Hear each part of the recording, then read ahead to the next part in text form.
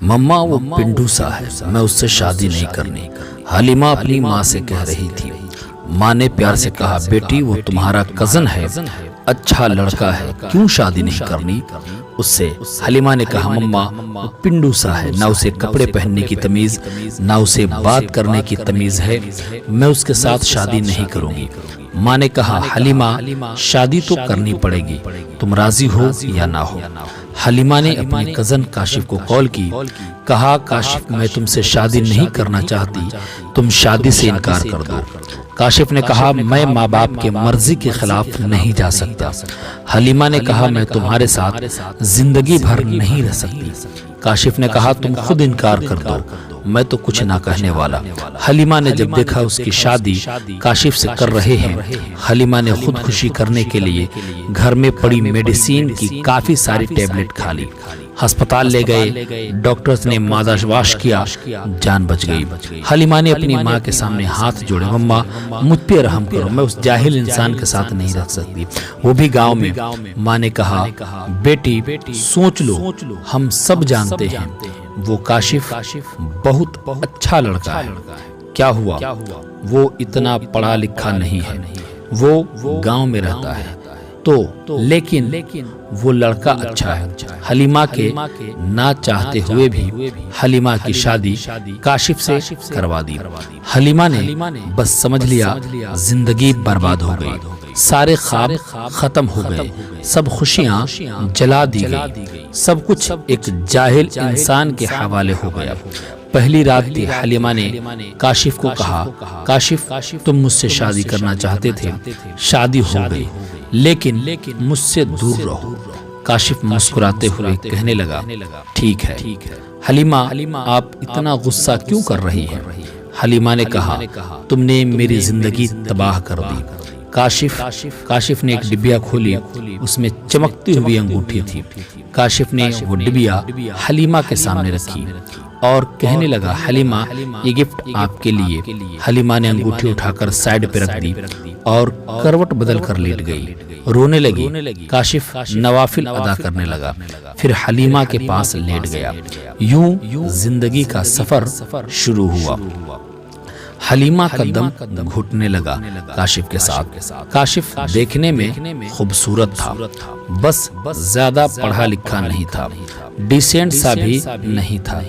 Halima modern سی لڑکی تھی۔ کاشف صبح اٹھتے ہی حلیمہ کا ماتھا چومتا، پھر خود ناشتہ بناتا۔ حلیمہ کو غصہ آتا، یہ بندہ مجھے امپریس کرنے کے چکروں میں ہے۔ حلیمہ جب کاشف کے ہاتھ کا بنا کھانا کھاتی بہت حیران ہوتی، اتنے مزے کا کھانا۔ کاشف رات کو تھکا ہارا آتا، حلیمہ بس خاموشی سے اپنی دنیا میں گمسم رہتی، اس کو کوئی پرواہ نہیں تھی کاشف کی۔ کاشف بھی حلیمہ کو کچھ نہ کہتا تھا، گھر آ کر کھانا بناتا، حلیمہ کو کھانا دیتا۔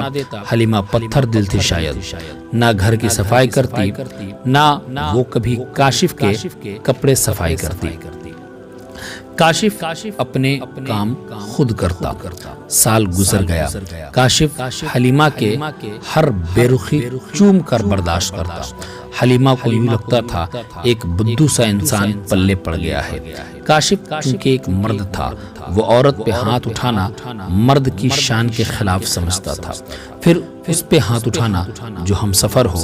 کاشف نے ایک دن کہا، حلیمہ تم اپنا خیال کیوں نہیں رکھتی؟ پاگل، دیکھو رنگ کتنا دھیما پڑ گیا تمہارا، تمہارے بال دیکھو کتنے روکھے سے ہو گئے۔ کاشف حلیمہ کے پاس بیٹھ گیا۔ ایک سال کے بعد کاشف نے یوں حلیمہ خل کو چھوا تھا۔ حلیمہ کے بالوں میں آئل لگانے لگا۔ حلیمہ نے کہا، چھوڑ دو مجھے کاشف۔ کاشف نے کہا، نہیں چھوڑوں گا۔ حلیمہ نے دھکا دیا، آئل کاشف کے اوپر گر گیا۔ حلیمہ جانے لگی اٹھ کر۔ کاشف نے بازو پکڑا، پاس بٹھا لیا، مسکراتے ہوئے کہنے لگا، حلیمہ میں یوں ایسے آپ کو نہیں دیکھ سکتا۔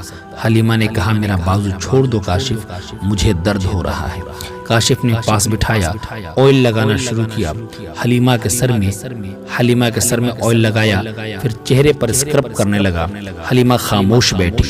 کاشف نے مسکراتے ہوئے کہا، چڑیل جاؤ اب شاور لے کر آؤ اور پنک ڈریس پہنو، میں تمہاری فیورٹ بریانی تیار کرتا ہوں۔ حلیمہ حیران تھی، اتنی بے رخی پہ بھی اتنا پیار کرتا ہے کاشف۔ حلیمہ شاور لے کر آئی، آج چہرے پہ عجیب سی چمک تھی۔ حلیمہ نے اپنے دوست کو کال کی، یار کاشف نے ایسے کیا میرے ساتھ۔ اس کی دوست نے کہا، کاشف اچھا انسان ہے، اس کی قدر کرو۔ حلیمہ نے کہا، وہ مجھے امپریس کر رہا ہے۔ اس کے دوست نے کہا، حلیمہ قسمت والوں کو ایسے مرد ایسے ہم سفر ملتے ہیں۔ اتنے میں کاشف نے آواز لگائی، جا پناہ کھانا تیار ہے، آ جاؤ۔ حلیمہ مسکرانے لگی، آج بریانی سے مزے کی خوشبو آ رہی تھی۔ حلیمہ نے کھانا شروع کیا، اتنے مزے کی بریانی اس کا دل چاہا تعریف کرے کاشف کی، لیکن خاموش رہی۔ کھانا کھایا، کمرے میں سونے چلی گئی۔ کاشف نے برتن اٹھائے، واش کرنے لگا۔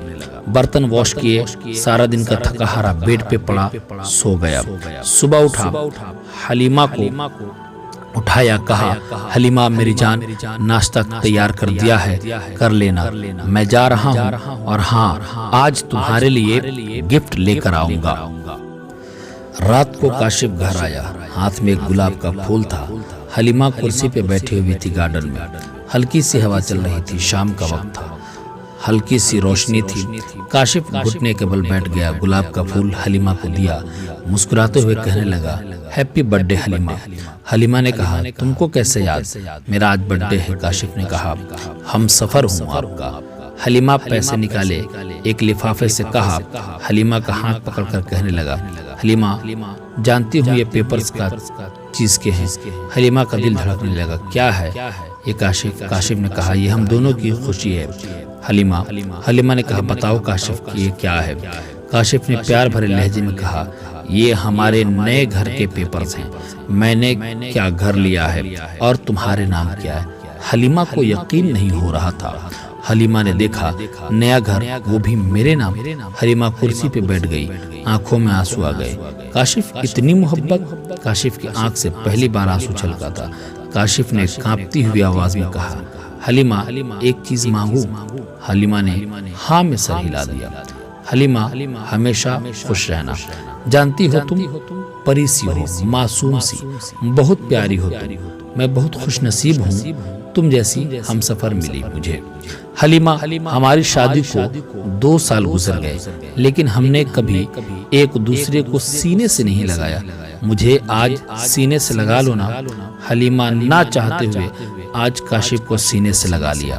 کاشف زور سے سینے سے لگا، روتے ہوئے کہنے لگا، یہ باہیں کیا پتا پھر نصیب ہوں یا نہ ہو۔ اتنا کہہ کر کاشف کمرے میں چلا گیا۔ حلیمہ کو سمجھ نہیں آ رہا تھا کیا کرے، کاشف کو کیا سمجھتی، کاشف کتنا اچھا انسان ہے، کتنا برا سلوک کیا میں کاشف کے ساتھ۔ حلیمہ کا دل چاہ رہا تھا کاشف کی باہوں میں سما جاؤں۔ کاشف کی بے پناہ محبت 2 سال میں کاشف کو اگنور کرتے رہی، کاشف پھر بھی مجھے چاہتا رہا۔ رات بھر حلیمہ خواب دیکھتی رہی، کل کاشف کے لیے ناشتہ خود بناؤں گی، کاشف کو اب دنیا کی ہر خوشی دوں گی، کاشف کو اب کبھی اداس نہ ہونے دوں گی۔ رات بیت گئی، حلیمہ اٹھی، ناشتہ تیار کیا، بہت خوش تھی، شاور لیا، کاشف کے اٹھنے کا انتظار کرنے لگی۔ کافی ٹائم گزر گیا، کاشف نہ اٹھا۔ حلیمہ کمرے میں گئی، محبت سے آواز دینے لگی، کاشف اٹھ جائیں، میں نے آج آپ کے لیے ناشتہ تیار کیا ہے۔ کاشف کروٹ کیے سویا تھا۔ حلیمہ نے محبت سے کاشف کو چھوا، دیکھا کاشف کا جسم ٹھنڈا پڑ چکا ہے۔ حلیمہ نے آگے بڑھ کر دیکھا کاشف کے بستر پہ خون پڑا تھا، منہ پہ خون لگا ہوا تھا۔ حلیمہ چیخنے لگی، زور زور کی آوازیں دینے لگی، کاشف اٹھ جاؤ، یہ کیا ہوا آپ کو؟ काशिफ उठो ना। मोहल्ले वाले इकट्ठे हो गए, अस्पताल ले गए। डॉक्टर ने चेक किया, देखा काशिफ। डॉक्टर ने कहा, मैंने कहा था इसे अपना ख्याल रखो, अपना इलाज करवाओ, किसी को साथ लेकर आओ, लेकिन शायद ये जीना नहीं चाहता था। हलीमा ने रोते हुए कहा, क्या था काशिफ को? डॉक्टर ने एक आह भरी और कहने लगा, काशिफ को पिछले 1.5 साल से ब्लड कैंसर था, शायद उसका ख्याल रखने वाला कोई नहीं था। मुझे अक्सर कहता था, डॉक्टर साहब मैं किसके लिए जीऊं? कोई है ही नहीं जो मुझे अपना कह सके। मेरे घर मेरा इंतजार करने वाला कोई नहीं है, कोई नहीं है जो मुझे मोहब्बत से पूछे दिन कैसा गुजरा, कोई नहीं है जो मुझे कहे आप थक गए हैं, चलो सर दबा दो। रात को कमरे में अकेला दर्द से तड़पता हूँ, लेकिन कोई नहीं है जो मेरा दर्द समझे। हलीमा जमीन पे गिर गई। काशिफ, ये क्या कर दिया तुमने?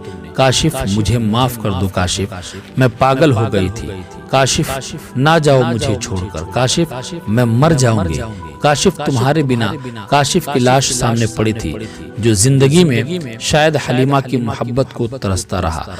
हलीमा काशिफ के चेहरे को हाथों में लिए चीख चीख कर रो रही थी, लेकिन शायद के अब मोहब्बत का वक्त खत्म हो चुका था।